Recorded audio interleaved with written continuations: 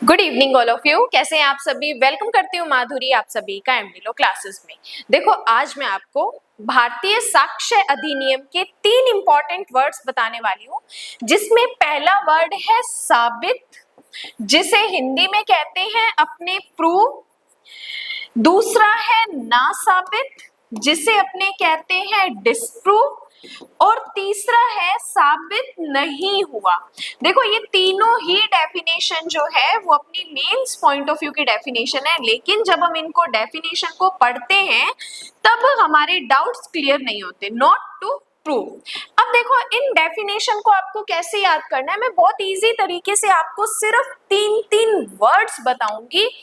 इन 3 word को याद करके आप अपनी पूरी डेफिनेशन को एग्जाम तक, even mains point of view तक आप इन चीजों को इजीली लिख सकते हो।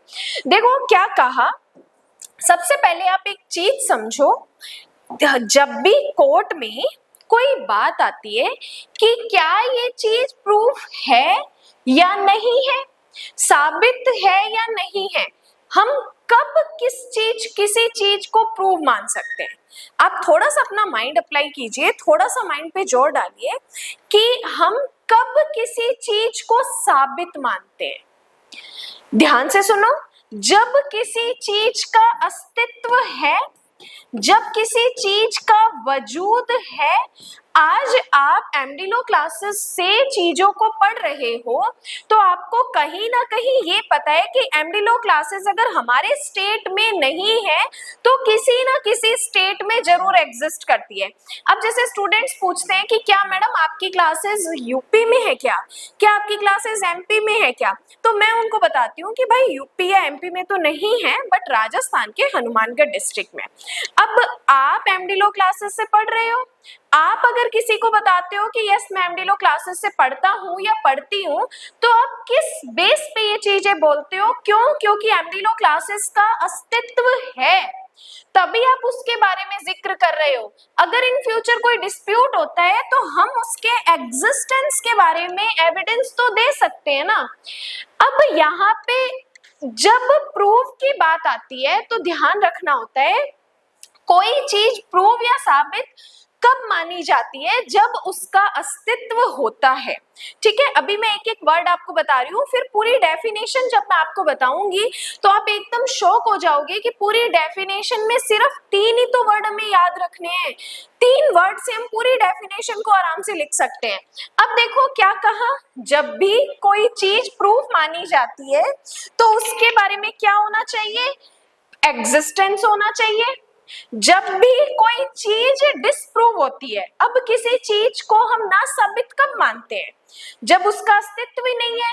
अब आप किसी चीज के बारे में बात कर रहे हो और उस चीज के बारे में कोई अन्य व्यक्ति सर्च करता है और उसका एग्जिस्टेंस मिलता ही नहीं है, तो वो चीज क्या हो जाती है? डिस्प्रूव हो जाती है। तो मतलब जिस चीज का अस्तित्व नहीं है उसको हम क्या मानते हैं? डिस्प्रूव मानते हैं। जिस चीज का अस्तित्व है उसे हम क्या मानते हैं? प्रूफ मानते हैं।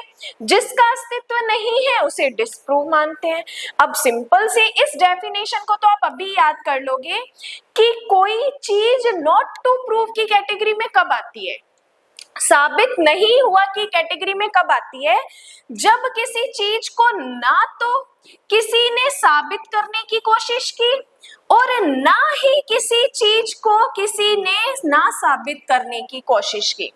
जब कोई चीज ना तो प्रूव होती है ना ही डिस्प्रूव होती है तो वो किस कैटेगरी में चली जाती है? नॉट टू बी प्रूव की कैटेगरी में चली जाती है। अब इस डेफिनेशन को तो आप बिल्कुल साइड कर लो और माइंड में याद रख लो। प्रूव और डिस्प्रूव को एक बार साइड रखो और आप याद करो साबित नहीं हुआ में क्या होता है, नॉट टू बी प्रूव में क्या होता है? जिस चीज को ना तो प्रूव करने की कोशिश की ना डिस्प्रूव हुई तो वो किस में चली जाएगी? नॉट टू बी प्रूव में चली जाएगी। ठीक है, ये तो एज इट इज लाइन आप देखना, एविडेंस एक्ट में दी हुई है। अब बात आती है फिर से साबित और ना साबित की। अब देखो, जब हम साबित डेफिनेशन पढ़ते हैं, प्रूव डेफिनेशन पढ़ते हैं, तो एक चीज को समझो, मैं पूरी डेफिनेशन को आपको इजी तरीके से बता रही हूँ। देखो, साबित वर्ड कब होता है? जब न्यायालय अपने समक्ष, कोर्ट क्या कर रहा है?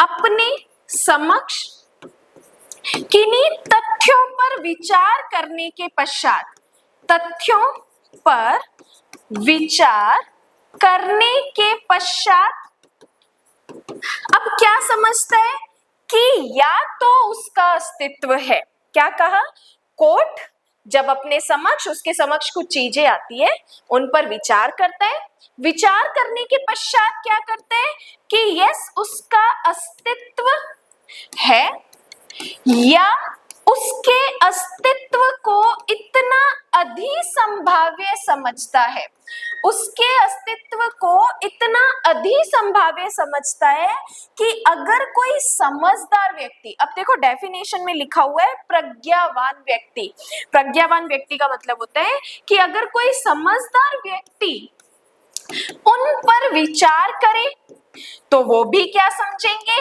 कि यस इस चीज का तो अस्तित्व है। अब मैंने आपको क्या बताया, पूरी डेफिनेशन में मेन वर्ड क्या है कि अस्तित्व है। कोई चीज प्रूव कब मानी जाती है कि जब कोर्ट के सामने कुछ चीजें आई, क्योंकि डिस्प्यूट होता है तो डिस्प्यूट होने पर तो कोर्ट ही जाते हैं, कोर्ट ही डिसाइड करता है कि क्या उसका अस्तित्व है या नहीं है। अब कोर्ट के समक्ष जब कुछ चीजें आई, कोर्ट ने उस पर विचार किया कि हाँ भाई मुझे तो इसका अस्तित्व लग रहा है। अगर कोई समझदार व्यक्ति इन चीजों पर काम करेगा तो उसको भी लगेगा कि अस्तित्व है, तो वो किस कैटेगरी में आ जाती है, वो आ जाती है प्रूव की कैटेगरी में। अब ध्यान से सुनना, ना साबित में क्या हुआ, सेम वही चीज कि कोर्ट अपने समक्ष तथ्यों पर विचार करने के पश्चात ये समझता है कि किसी तथ्य का अस्तित्व नहीं है, या उसके अनस्तित्व को, या उसके अनस्तित्व को इतना अधिसंभाव्य समझता है कि किसी प्रज्ञावान व्यक्ति को इस अनुमान पर कार्य करना चाहिए कि उसका अस्तित्व नहीं है। अब देखो पूरी डेफिनेशन में डिफरेंस किन चीजों का है, केवल अस्तित्व, अनस्तित्व। अस्तित्व है, अनस्तित्व अधिसंभाव्य समझता है। प्रज्ञावान व्यक्ति विचार करेगा तो भी यही समझेगा अस्तित्व है, प्रज्ञावान व्यक्ति विचार करेगा तो अस्तित्व नहीं है। अब हम कई बार कुछ चीजें ऐसे हवा में बोल देते हैं, लेकिन सामने वाला व्यक्ति जब उस चीज के बारे में डीप सर्च करता है तो भाई उसका तो वजूद ही नहीं है, जिस बारे में हम बात कर रहे हैं एक्चुअल में उस चीज का वजूद ही नहीं है, एग्जिस्टेंस ही नहीं है, तो वो चीजें किस कैटेगरी में चली जाती है, डिसप्रूव की कैटेगरी में चली जाती है। तो अब जब भी आप इन डेफिनेशंस को याद करो, prove, disprove, not prove, prove में हमेशा अस्तित्व वर्ड याद रखना, डिसप्रूव में हमेशा अनस्तित्व वर्ड याद रखना, और नॉट टू प्रूव सिंपल, जिसको ना तो प्रूव करने की कोशिश की गई है और ना ही डिसप्रूव करने की कोशिश की गई है। अब जब कभी भी एविडेंस पढ़ो तो जब भी साबित ना साबित वर्ड आए तो मतलब यही समझना है कि कोई चीज प्रूव हुई है तो उसका अस्तित्व है, और डिसप्रूव हुई है तो उसका अस्तित्व नहीं है। अब इसी तरीके से आपको डेफिनेशन को समझना होता है, इसी तरीके से चीजों को याद करना होता है।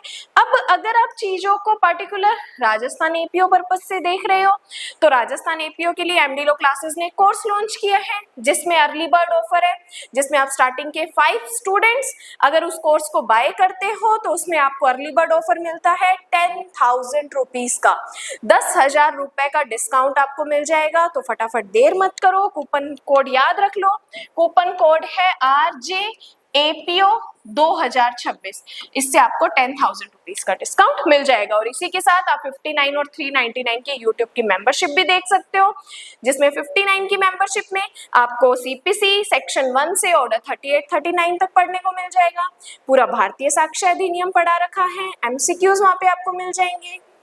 399 में BNS, POCSO, DV, probation subject आपको कंप्लीट पढ़ने को मिल जाएंगे। तो आपको जो भी कोर्स, जो भी मेंबरशिप बाय करनी है, कोई डाउट्स है, कोई क्वेरी है तो डिस्क्रिप्शन में एक नंबर होगा, आप मुझे कांटेक्ट कर सकते हैं। फिलहाल अभी के लिए धन्यवाद एंड जय हिंद।